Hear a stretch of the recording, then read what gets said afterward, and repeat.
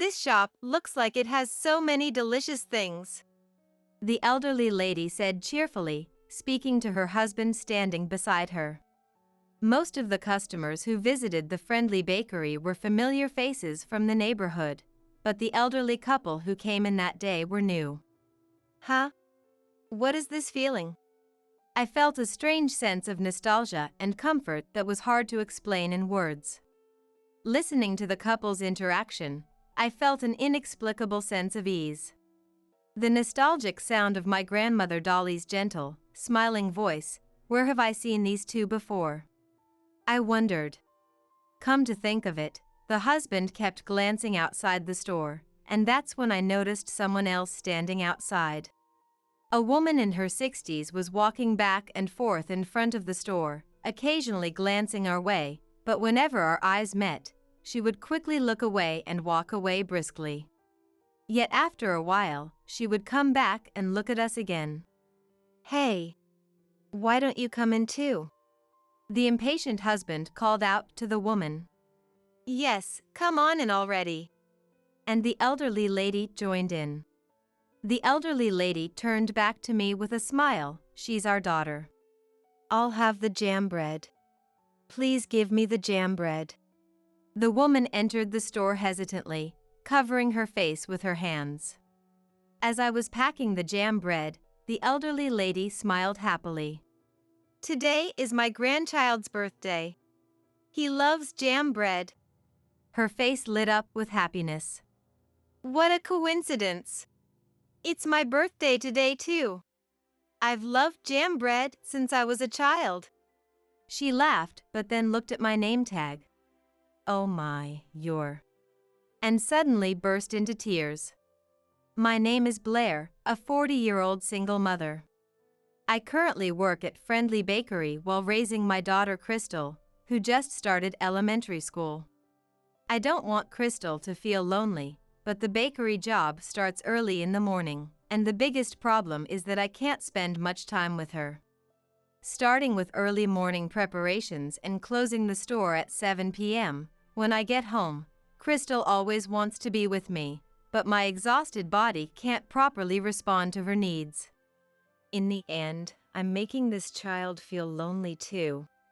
I constantly reflect on this while watching my sleeping child's face.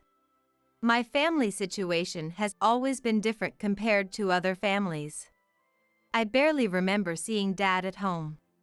Whether I was going to school in the morning, coming back from school, or even going to bed, Dad was never home. Occasionally, he would come home as if he remembered us, but he would take cash from Mom's wallet and leave without even looking at my face. Since I was little, I understood that Dad is like that, and I thought it was normal.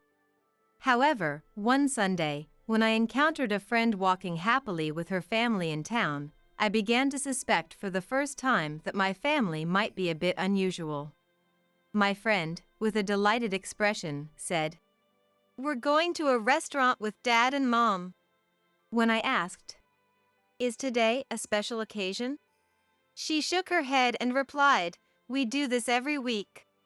The next day, when I shared this with my classmates, everyone said in unison, "Isn't that normal?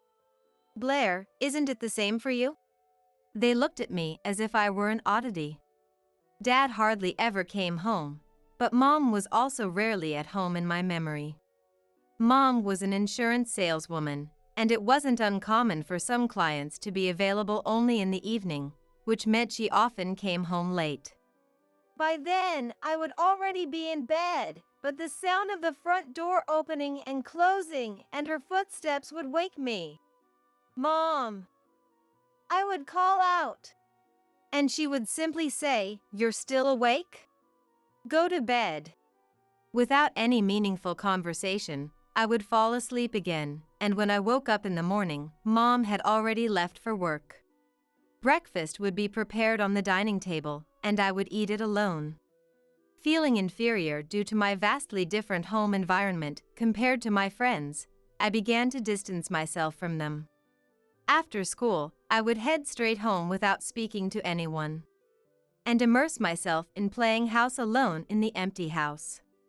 Seeing this, my maternal grandmother, Dolly invited me, saying, "Why don't you come play at our house?" From then on, my place was my grandparents' house, a bit away from my home. When I was playing house alone, Dolly Grandma would suddenly join in with a girlish voice, saying, "Let me join you, Blair." When I got tired of playing house, Grandpa Thomas would come back from the field work, and the three of us would play old maid or solve riddles from a book Thomas bought on his walk. "I bought jam bread, let's wash our hands and eat together." When I got tired, Dolly Grandma would bring out jam bread she bought from a nearby bakery, and the three of us would enjoy it together. My grandparents would share one jam bread, and I would bite into a whole one, saying, "It's delicious." To which Dolly Grandma would reply, "It's delicious." The taste of jam bread was, of course, delicious, but more than that, I can confidently say now as an adult that spending time with my grandparents was truly happy for me. Occasionally, when Mom came home early from work, she would, for some reason, hand me a capsule toy, saying, "Here's a souvenir."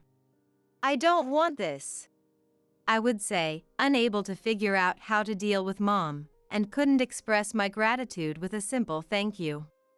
Yet, Mom would persistently bring capsule toys each time, handing them to me. As a child, I couldn't understand why Mom kept doing this, but now I think it might have been Mom's awkward way of expressing her love. Dad and Mom eventually started arguing incessantly, even when they were at home. There were times when I would wake up in my bedroom to the sound of their shouting. "You're always like this. Even when you go to work, you never bring back any decent salary. Shut up. It's my money, I can spend it however I want." It felt like they had those exchanges every night. Eventually, they seemed to stop caring altogether, their voices lost their intensity, and they stopped fighting altogether, barely speaking to each other. One day, Mom left the house without telling me anything and never came back. With a huge void in my heart from Mom's absence, my paternal grandmother Flora would say, "She abandoned you. She chose her job over the child she gave birth to. She's a failed mom." I heard her badmouth Mom every day. Desperate and devastated by Mom's sudden disappearance, I ran to my maternal grandparents' house to fill the hole in my heart, but there was a for sale sign in front of the house. Unable to understand its meaning at the time, I entered the house without permission to look for my grandparents, but there was no sign of them. I believed they were out somewhere and would be back soon, so I waited for hours, but they never returned. As night fell, fear and anxiety overwhelmed me, and I started crying out loud, "Grandma! Grandpa!" Someone in the neighborhood must have called the police, as a police officer arrived and said, "You can't be in there. Come out and stop playing in places you shouldn't be. If you don't go home soon, a ghost might come out." He said this jokingly, but I refused to move. "What a troublesome child," Flora said irritably as she pulled my hand and took me back home. Her voice is still etched in my memory even after decades. Dad continued to be absent frequently, sometimes being away for days. With Mom no longer there to restrain him, Dad probably felt freer to come and go as he pleased. When I reached middle school, Dad, either lacking confidence in raising a child alone or never having considered my well-being, unhesitatingly placed me in a children's home. The social worker repeatedly asked Dad, "Are you sure about this?" But Dad, annoyed, waved it off, saying, "Yes, yes," like swatting away a fly. The social worker looked exasperated. I had always been alone, so I didn't expect any affection from Dad. Being placed in a children's home didn't make me sad or hurt. In the children's home, I could take care of myself and had no problems. There were many younger children, and wanting to lessen the burden on the busy staff, I took care of them like they were my own siblings. "Blair, you're such a help. Thank you always." The staff would say, but for me, having people to talk to and keep me company was a relief from loneliness. Interacting with children who had various backgrounds made me realize that I wasn't special. Seeing children who relied on me made me want to do my best for them. One day, when jam bread was served for a snack, the sight of it brought back memories of the warm and gentle days I spent with my grandparents, and I suddenly burst into tears. Blair, why are you crying? I don't know. Maybe because I just remembered some precious moments from the past. As I took a bite of the jam bread, the texture of the bread and the sweetness of the jam filled my mouth. This is delicious. I've never had bread this good before.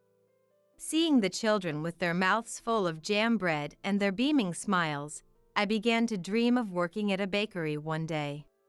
After graduating from middle school, I chose a high school with a home economics department. I had always been confident in my cooking skills, but this school also offered classes in baking from scratch, making it an ideal environment for someone aspiring to become a baker.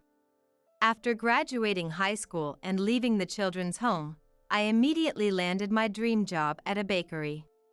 At the same time, I found a small but perfectly sized apartment for living on my own. The small bakery, Friendly Bakery, was run by a couple who were both cheerful and kind, treating me like a real daughter. The concept of this shop is to bring delicious food to families and see the joy on their faces. Treat each customer as if they were a beloved family member. Victor, the owner, gave me this guidance when I first started working, knowing nothing yet. I didn't fully understand what family meant at that moment, but I thought of the faces of the children at the children's home. No matter how early the morning, remembering those kids' happy faces would instantly dispel any hardship, and I found the preparation work surprisingly bearable. When a customer with children would say, "The bread here is delicious," I couldn't help but smile at the register, and Victor would compliment me, saying, "That's a great smile." One day, while admiring a mother and child buying jam bread to take home, Victor gently approached me and asked, Blair, I've always wondered, do you have a special attachment to jam bread? "It's a taste that reminds me of my grandparents. I spent a lot of time with them when I was a child." I recounted my childhood and the circumstances leading to my time at the children's home to Victor. After hearing my story, Victor prefaced his question with, "If it's okay," and then asked, "If you could see your grandparents again, would you want to? What about your mom? Would you want to live with her?" Caught off guard by such unexpected questions, I was at a loss for words. If I were honest, there were many times I wished to see them again. But I felt I shouldn't want that. I repeatedly told myself that my grandparents and mom had abandoned me and that meeting them again was impossible. "No, I haven't thought about that at all," I replied, avoiding Victor's gaze so he wouldn't read my mind. "I see. If that's what you think, then all right."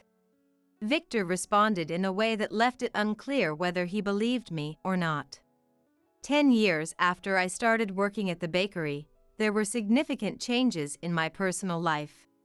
I fell in love with a regular male customer who always came to buy from us, and we got married 6 months after dating. For several years, we struggled to have children, but at 34, I finally gave birth to our long-awaited daughter, Crystal. However, right after having the baby, my husband's attitude towards me became cold, and we constantly argue over trivial matters, leading to a quick divorce. The custody battle was lengthy and contentious, but thanks to a skilled lawyer introduced by Victor, I managed to keep Crystal.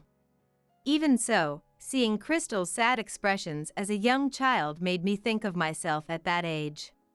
Am I making her feel the same way I did? I would reflect while watching Crystal sleep. One day, as Crystal and I were having dinner, my just starting elementary school daughter was curiously staring at a small rubber toy. What's that? Did we have something like this? Puzzled by the unfamiliar toy doll, I noticed a capsule toy container lying on the floor and asked, "Did you buy this?" I got it from a lady I didn't know earlier. A lady? Where did you meet her? What was she like? She was standing in front of our house when I got back from school. She looked a lot older than you, Mom. She seemed to know you. She gave it to me. I wondered who could it be and thought of various acquaintances, considering it might be someone related to the children's home. But I warned Crystal, don't go with anyone you don't know, okay? The next day, as I stood in the shop as usual, an elderly couple I had never seen around here before walked in. Most of the customers at Friendly Bakery were familiar faces from the neighborhood, but occasionally we got visitors from far away who had heard about the bakery's reputation. I assumed this elderly couple was one of those customers, but then I was struck by a strange feeling of familiarity and comfort that I couldn't quite explain. This shop looks like it has so many delicious things, the elderly lady said cheerfully, speaking to her husband standing beside her. Yes, there was something inexplicably soothing about her voice as well.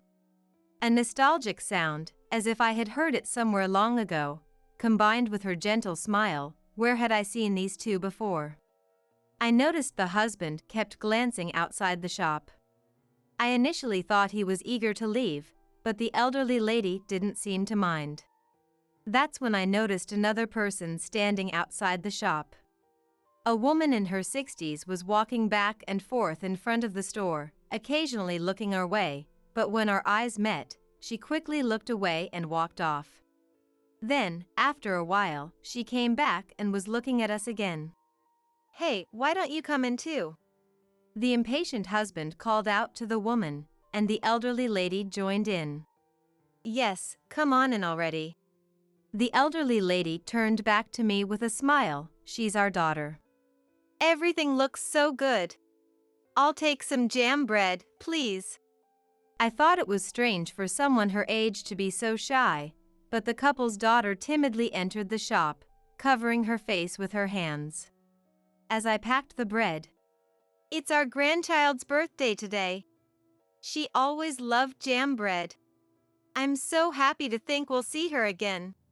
the elderly lady smiled happily. "Oh, that's quite a coincidence. Today is actually my birthday too. And I've always loved jam bread since I was a child." The elderly lady laughed. Really? That's wonderful. But then she looked at my name tag. "Oh my, you're..." And her voice trembled. I was confused and asked, "Are you all right? What's wrong?" But instead of answering, the elderly lady murmured, "I'm so glad you're well. I'm so glad I lived to see this day." "Blair. Blair, right? It's me. Do you recognize me?"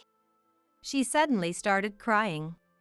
Every time I encountered the elderly lady's gentle face and voice, I felt an inescapable tightening in my chest. A cherished presence that had once enveloped me with warmth, now seemingly far away. "Could it be Grandma? Grandma Dolly? You remembered. Blair." Saying this, the elderly lady, my grandma, warmly wrapped my hands in hers.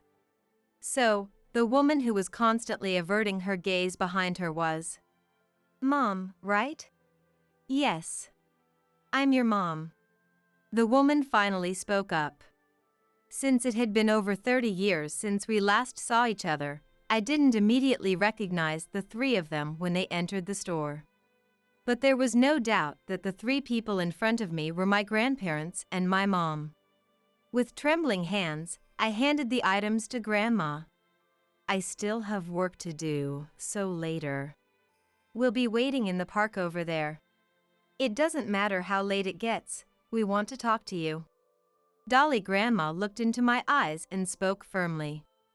Victor, who had seen everything from the back of the shop, came over to me and said, "I told them about your apartment.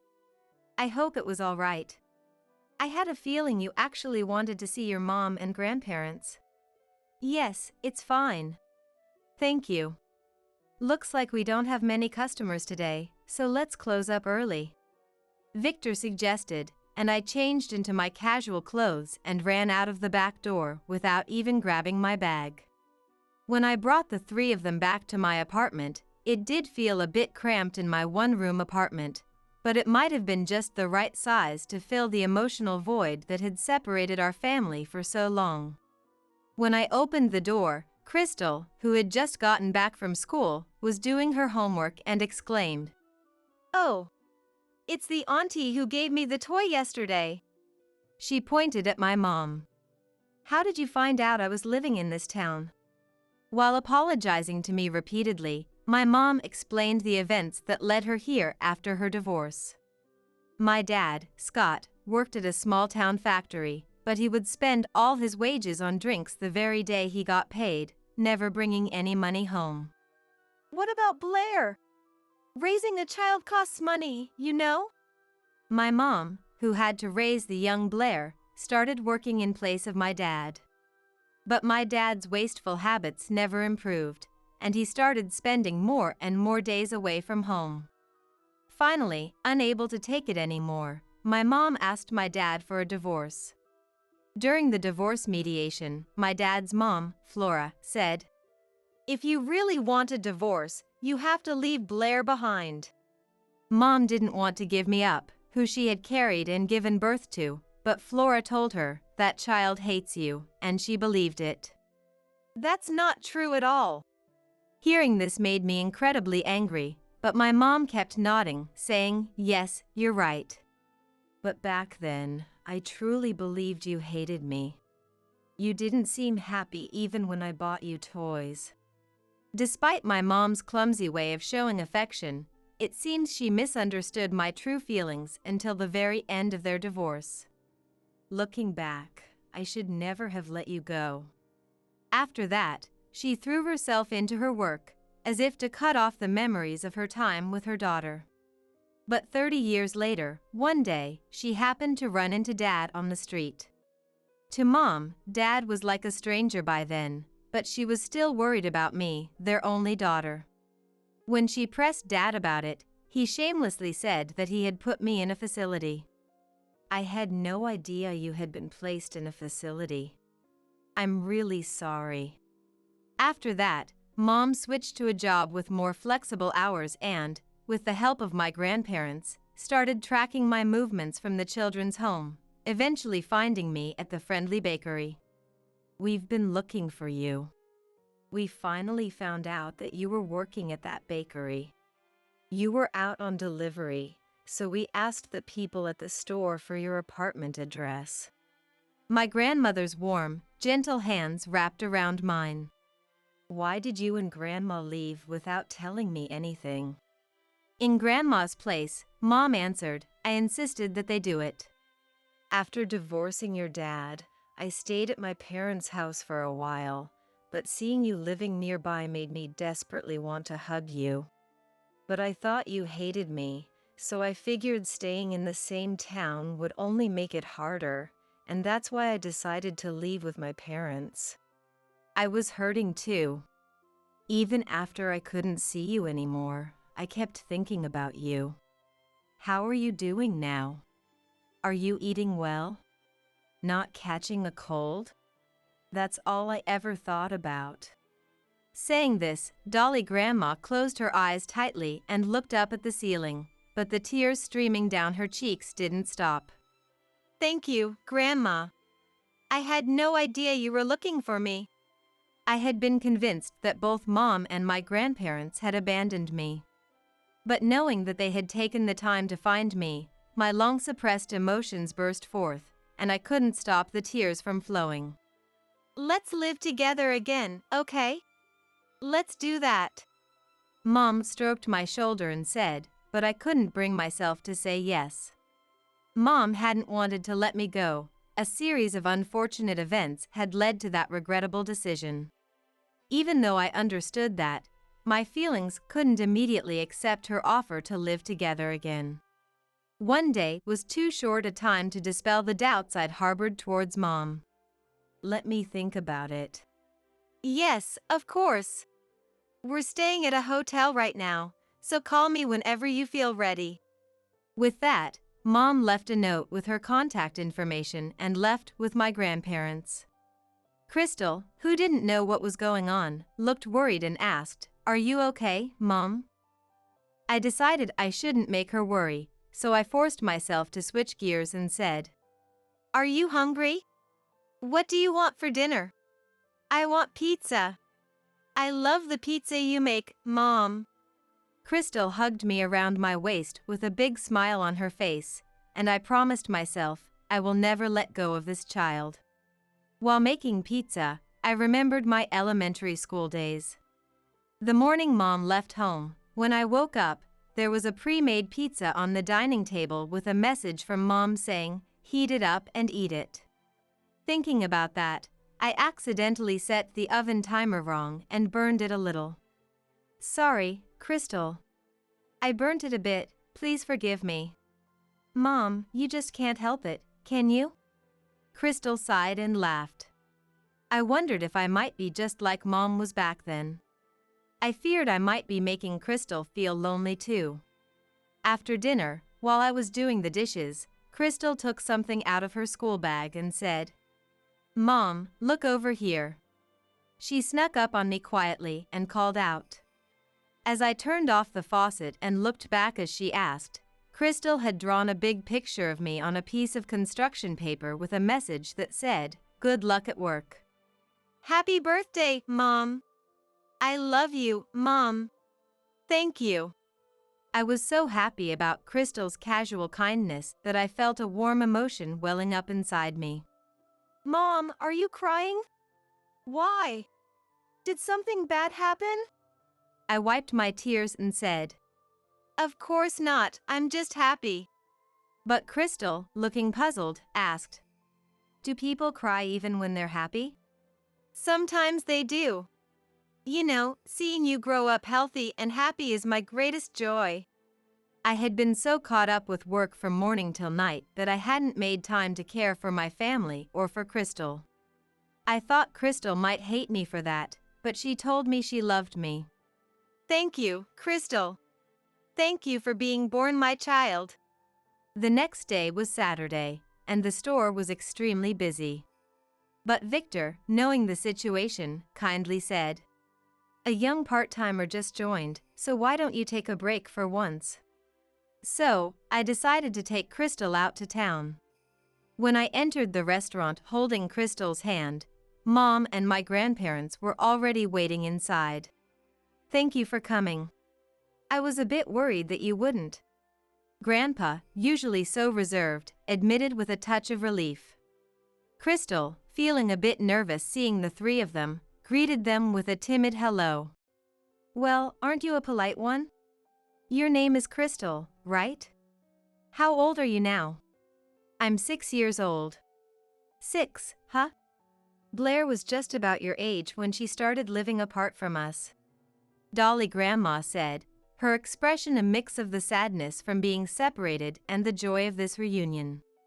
Though Crystal was tense meeting her grandmother and great-grandparents for the first time, she soon relaxed and started chatting eagerly by the time her kids' meal arrived. Looking back, I can't recall a single time my parents took me to a restaurant when I was a child. I never want Crystal to experience such loneliness. "It might be presumptuous of me to ask, but," Mom began, after exchanging several nods with my grandparents, "if you like, would you live with us? We could buy a new house, instead of the apartment you're in now, and live happily together. What do you think? If Crystal is okay with it." I found myself answering before I could think. I patted Crystal's head. "How about it? Would you like to live with these grandmas and grandpa?" "Yes, I would." Mom's shoulders shook as she covered her face with a handkerchief. Meanwhile, I heard through the grapevine that my dad, Scott, even after retirement, still spent too much time and money on leisure and had been cut off by his own parents. Rumor has it that a woman who once cared for him had left, and he was now living frugally in a small apartment, depleting his retirement savings. Frankly, as a family completely severed from him, we couldn't care less about his old age. To be honest, I still don't know how much I can forgive and trust Mom, who abandoned me. I'm unsure if we can make it work as a family in the future, and fears constantly linger. It's not easy to fill the hole in my heart. But perhaps it can be done slowly. If we can gradually mend our relationship. If one day I can genuinely feel glad to be part of this family. Instead of trying to reclaim the lost time, let's create new memories together. Now, surrounded by a warm family, I am happily and joyfully living each day. I'm fine with whatever. Do whatever you want. What? That's not helpful at all. My husband, Thomas, and I were at a meeting to discuss our wedding ceremony. We had already submitted our marriage license, but we hadn't held the ceremony yet. Even though I was listening with growing excitement, my enthusiasm quickly faded. For now, why not go with this? What do you mean by this? I mean, the middle plan should be fine. Didn't you say it could be something a little nicer? Thomas was the one who suggested having a ceremony in the first place. But now, his attitude was unbelievable. As the tension grew, our wedding planner, Nichols, made a suggestion. In that case, the quality of the meal could be reduced a bit, and instead, we could increase the number of events. Nichols explained the alternative plan politely, but Thomas showed no interest. Let's go with that. Is that okay with you? Yeah. I almost sighed but held it back. Then suddenly, he stood up. Where are you going? We're not finished yet. We've done enough, haven't we? I'll head home first. With that, he left the room. As I got up to follow him, someone grabbed my arm. Startled, I almost fell backward. Is something wrong? I turned around to see Nichols looking serious. I have something important to discuss. What? I followed him to another room. Still worried about Thomas. So, what is it? This is very hard to say, but Mr. Thomas is actually... His words made me collapse to my knees on the spot. At the same time, a burning desire for revenge against Thomas ignited within me. I am Ellen, a very ordinary office worker. I am 32 years old this year. Now, I am living a peaceful, if ordinary, life with my husband, Thomas, whom I married 2 years ago. Thomas and I were high school classmates and moved away from our hometown after graduation. Ellen. It's been a while. Thomas? When did you come back here? I just got back last week. We ran into each other by chance after work one day. So, you've been here all this time, Ellen. Why did you come back here? There was a slight pause. Well, the atmosphere over there didn't suit me. What does that even mean? After that, we started hanging out once a week. Since we had a good relationship to begin with, it was fun. And about 2 months after our reunion. One evening, as we were having drinks after work. Hey, why don't we live together? What? I really enjoy being with you, Ellen. Is that okay? I didn't hesitate to say yes at that moment. Being together more made me want to spend even more time with him. Soon after, we found a new place and started living together. Looking forward to this. Same here. I had never lived with someone before, so I was a little excited. It was fun, but there was something that bothered me. I had never asked Thomas what he did for a living. I had asked him before. What? My job? Oh, I'm helping out my colleague. Oh. Specifically? Well, various things. Anyway, let's go eat. I know a great place. Oh, okay. He dodged the question skillfully, and I never got a clear answer. As work got busier, I forgot about it. About a year of living together passed.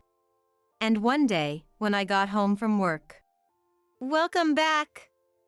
Have a seat. What? Following Thomas's instructions, I sat down and saw a table set with drinks and a lavish meal. What's this for? It's not my birthday or anything. Then, Thomas pulled out a small box from his pocket. Seeing it, my heart raced with anticipation. Will you marry me? I think it's about time. Yes. I'd love to. But this turned out to be the wrong choice for me. I was over the moon about being proposed to.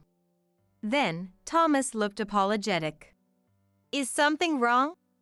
Could we wait to have the wedding? A wedding? Well, I'm not really particular about it, so we can think about it later. Really? Thank you. The fact that I could be with Thomas as his wife was more important to me than the wedding. The next day, we went to the courthouse and got our marriage certificate. We were officially married. I was thrilled about our new life together. But I noticed something strange 2 weeks after we got married. I'm home. You're late. Oh, yeah. There was a lot going on. He felt like a stranger. But that wasn't the only thing. Even when I spoke to him, he seemed distant and only gave half-hearted responses. Hey? Are you listening? Huh? Sorry, I wasn't listening. I'm just really tired. I'm going to bed. Oh, okay. Thomas went to the bedroom, clearly preoccupied with something else.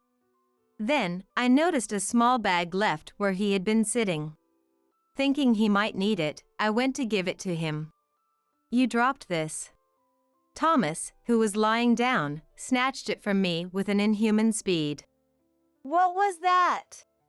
I was too stunned to move. He glared at me with a face I'd never seen before. Did you look inside? Inside? No, I didn't. Good. Thanks. He lay back down. I returned to the living room, but the bag stayed on my mind. I couldn't muster the courage to ask more after seeing his expression. The next day, he acted as if nothing had happened. Oh, by the way, I'll be late again tonight. What about dinner? I don't need it. That night. He didn't come home even after midnight. Since I had work the next day, I decided to go to bed. Then, I heard the front door open and a thud. Rushing to the entrance, I found Thomas collapsed. Are you okay? Huh? Thomas was so drunk he couldn't even speak properly. There was a strange sweet, almost pungent smell coming from him. I managed to get him to the living room and gave him some water. He had never been in such a bad state from drinking before, so I considered calling an ambulance. The bag. What? The bag? After a while, he kept muttering the bag like a mantra. I realized it was the one I saw before. I searched his bag. Just as I was about to take out the bag. What are you doing? Startled by his sudden clear shout, I dropped the bag in surprise. What do you think you're doing? You said the bag. Don't do things on your own. I was getting annoyed at being unfairly blamed. You said the bag, didn't you? What's even in it? It's none of your business. If it's so important, why don't you keep it in a safe or something? The next moment, I felt pain in my cheek. I touched my cheek, not understanding what had happened. When I looked at Thomas, his eyes were bloodshot. It's because you keep meddling. If you do this again, it won't end with just this. The intensity of his anger left me speechless. He stood up, staggered, and left the house. I was left alone, rubbing my slapped cheek. After that, he started coming home less and less. He would return when I was leaving for work. Oh, heading to work now? Good luck. Are you off today? Huh? Oh, yeah, it's my day off. And he was always drunk.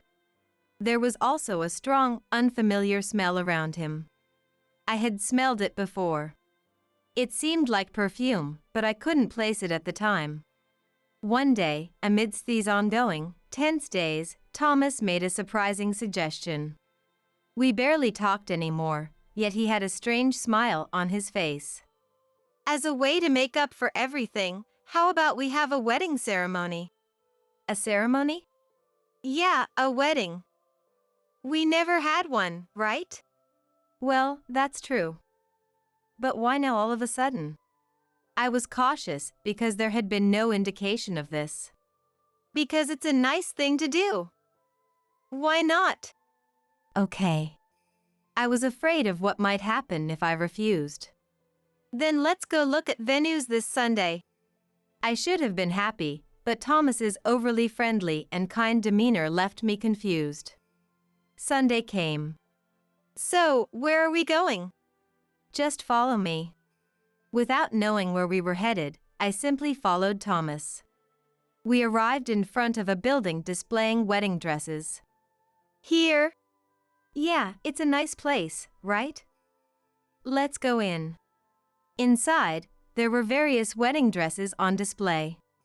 Seeing all this, I couldn't help but feel a bit excited. Then, a woman approached us. Would you like a tour? As I hesitated. Yes, please. Certainly. This way, please. We moved to another room where they explained the wedding plans. I was unsure about which plan to choose, but Thomas was happily chatting with the planner. Feeling a bit annoyed, I turned to Thomas. Hey, what about this one? Oh, it's nice. But I'd go with this one. But it's expensive. Really? Then maybe the middle plan. I hadn't expected much, but Thomas actively gave his opinions. It started to feel like we might have a good wedding. That day ended with us just deciding the rough outline.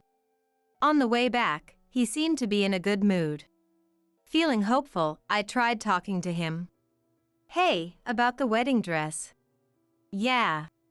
Which one do you think is best? Yeah. No matter how many times I tried, his response was always yeah. I wondered what had happened to his earlier enthusiasm. Are you even listening? I asked more firmly this time. I'm busy right now. Don't talk to me. But he was just fiddling with his phone, not looking busy at all. Yet he acted like I was the one at fault. The thought of divorce crossed my mind. While I had a strong desire for the wedding, I also wanted to show my parents me in a wedding dress. Torn between these feelings, I realized Thomas didn't care about any of this.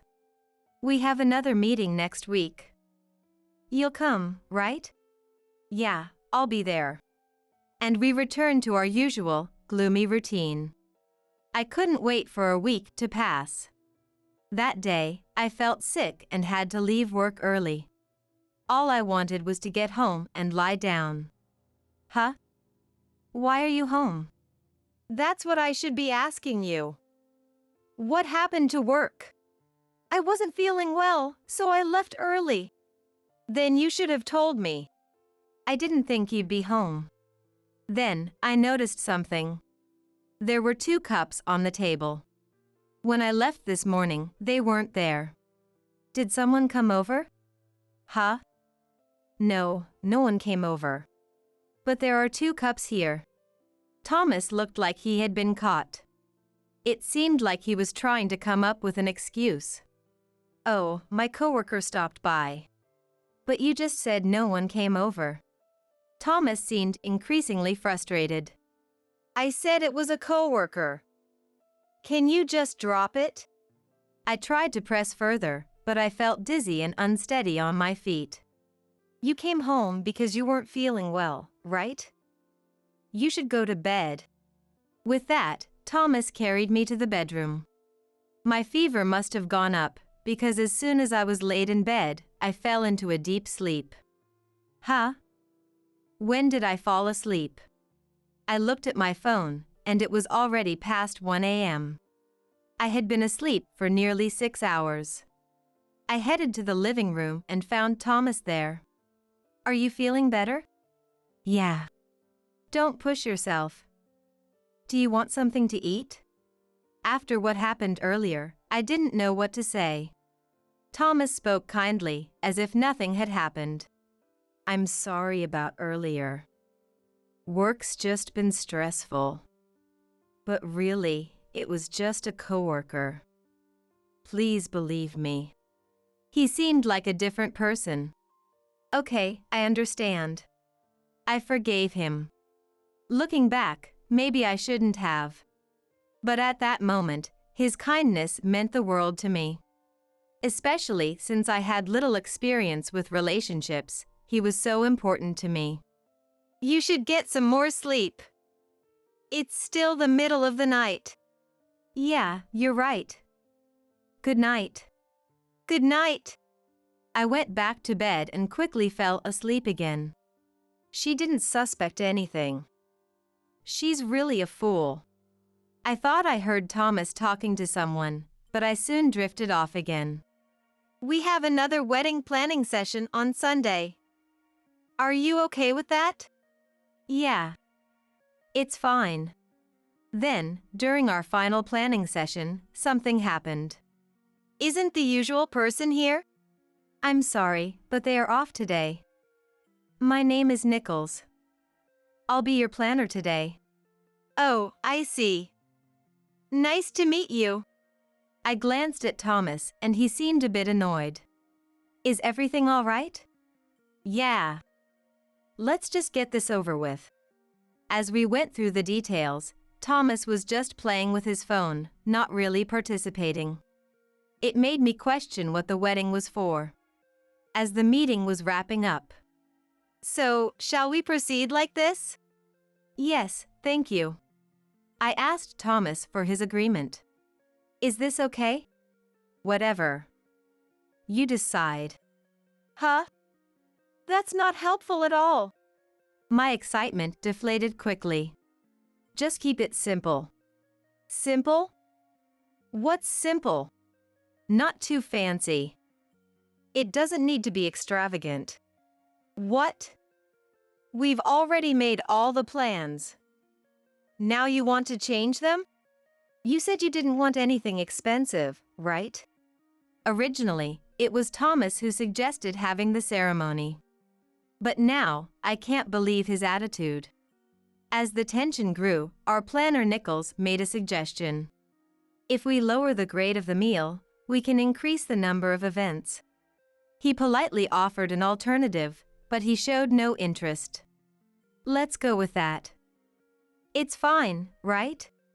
Yeah. I almost sighed but held it in. Then, Thomas suddenly stood up. Where are you going? We're not done yet. It's enough already, isn't it? I'm heading home first. Wait! But Thomas ignored me and left. What is wrong with him? I'm sorry. I'll bring him back. As I stood up to chase Thomas, my arm was grabbed. I nearly fell backward from the sudden pull. Yes. When I turned around, the planner Nichols, who had been smiling earlier, now had a serious expression. I have something important to discuss. Important? What is it? This isn't the place for it.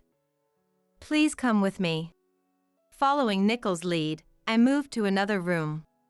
I was concerned about Thomas leaving, but this seemed more urgent. Nichols began to speak slowly. His expression looked almost apologetic. So, what's the matter? It's very hard to say, but actually, Mr. Thomas has been up to something not good. Not good.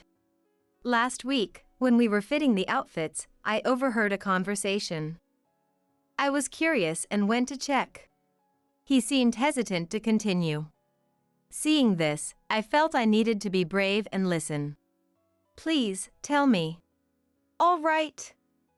When I looked, he was talking to one of our employees, Ingram, who was handling your case until last week. What? I don't think their relationship is recent. They even kissed. What? I fell to my knees at his words. Why? Though I'd suspected infidelity before, I never imagined it would be with our wedding planner. No, I couldn't have noticed. Are you okay? Yes. He offered me a hand. And it wasn't just the secret he was hiding. At that moment, a desire for revenge ignited within me. Thank you for telling me. What will you do? Of course, revenge. But don't worry. I won't trouble you. I went straight home. I called Thomas on the way, but he didn't answer. He wasn't home, so I waited for him. And then, I saw that bag on the table. Seeing it, I thought this was my chance. An hour later. Why are you so flustered? Oh, it's nothing. The moment he got home, he was restless and looking for something. Of course, I knew what it was. Is this what you're looking for? You had it? Honestly, I was scared, but my anger was stronger. I know what this is. The wedding planner Nichols told me. Nichols? Who's that? The person who handled us today. She heard you talking with Ingram. What did she hear? Everything. About you kissing Ingram and planning to swindle me by pretending we were going to have a wedding. Earlier, I heard from Nichols that Thomas and Ingram were planning to steal money together. Upon hearing this, he began to tremble slightly. So, you found out, huh? What are you laughing at? Even if you know now, you can't escape from me. I held my mobile phone in my hand, ready to call the police if necessary. There's no use threatening me anymore. Just give it to me. No way. Do you really think it's okay to get involved in something like this? Shut up. Just hand it over. Thomas, clearly frustrated to the max, threw something at me from nearby. Luckily, his aim was off, and it didn't hit me. Then I called the police. Hey! What are you doing? Of course, I'm calling the police. You're the one who can't escape, Thomas. You should run away, or do you want this? Don't mess with me. He tried to come at me, but tripped over the mess he had made in the room. Taking advantage of this, I ran into the bathroom. I locked myself in the bathroom and called the police. Open up! There's no way I'm opening this door. Thomas desperately tried to open the door, pounding and kicking it. Even though I was in the bathroom, I wasn't sure how long it would be safe. Then, I quietly checked the contents of the bag. There were still some uncertainties about what Nichols had told me. Sure enough, inside were dried plant fragments and some unfamiliar apparatus. There was also a sweet smell coming from it. I realized this was the smell I had noticed from him before. After about 15 minutes, I heard the front door open and someone entered.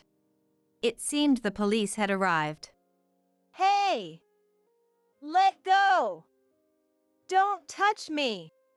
Outside the bathroom, there seemed to be a struggle between the police and Thomas. Then, everything went quiet, and there was a knock on the door. Are you okay? Yes. We've restrained him, so you can come out now. As I exited the bathroom, I saw Thomas in the living room, surrounded by police officers, looking downcast. I handed the bag Thomas had to the police. This is what he was carrying. Thank you. The police checked the contents and contacted someone.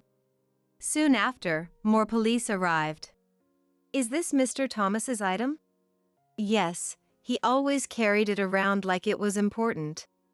Then, right in front of Thomas, they began testing the contents.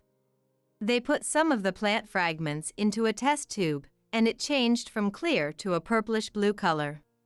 At 5:34 p.m., you are being arrested for violation of drug use. Right before my eyes, Thomas was handcuffed. Strangely, I didn't feel sad at all.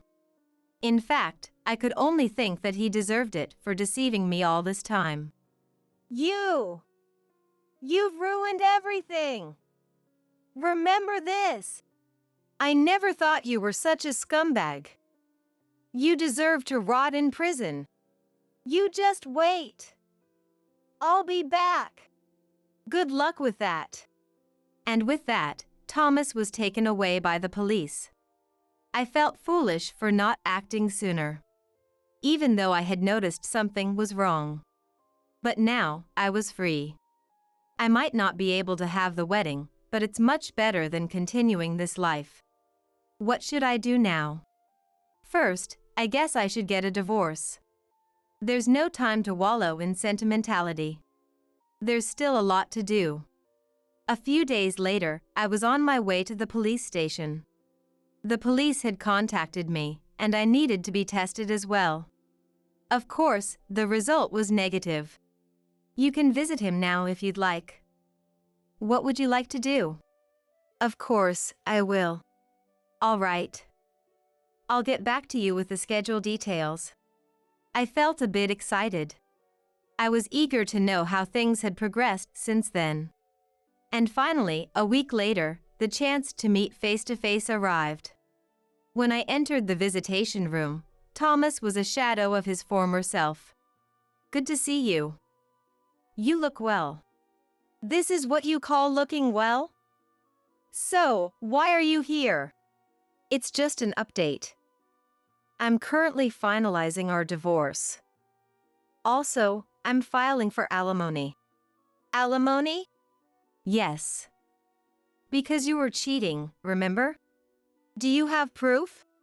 You'll find out soon enough. That's all I wanted to say. Get out of here! As I left the visitation room, I couldn't help but laugh. How far someone can fall after getting involved with drugs. Later, I heard from the police that the wedding planner, Ingram, had been arrested. They found the same kind of bag in her room. During interrogation, she was quite talkative, saying Thomas had introduced her to marijuana. In the end, she even admitted to the affair. The mystery of the 2 glasses was also solved.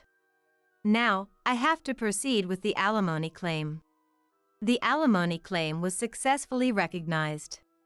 Thanks to my lawyer, the divorce was finalized, and I was finally free. Since I originally leased the apartment, I terminated the contract and disposed of all of Thomas's belongings. With this, I'm considering moving. But before that, there's one place I need to go. It's been a while, Miss Nichols. You are. Thank you so much for your help last time. It was all thanks to you, Nichols. I didn't really do anything. You really saved me. And what about your husband? Of course, we divorced. If I ever plan to get married again, I'll come here. With that, I left the store. I later learned that before coming back here, he had been arrested for drugs again. Because of this, he received a prison sentence and is now behind bars. Knowing this, I can't help but laugh. I hope he never gets out.